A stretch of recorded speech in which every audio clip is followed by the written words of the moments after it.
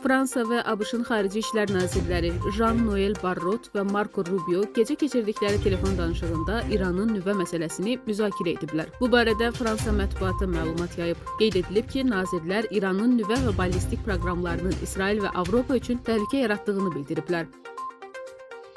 Xəbərdə Rubio'nun Fransa naziri Barrota ABŞ-ın istənilən vaxt İranlılarla birbaşa əlaqə saxlamağa hazır olduğunu dediyi iddia edilib.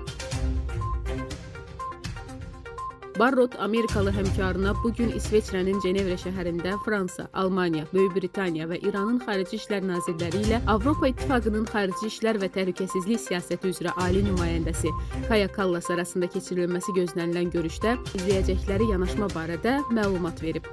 Bildirilib ki, sözü gedən Avropalı siyasətçilər İranın xarici işlər naziri Abbas Əraqçını ölkəsinin nüvə proqramı ilə bağlı diplomatik prosesə qayıtmağa və danışıqları davam etdirməyə çağıracaqlar.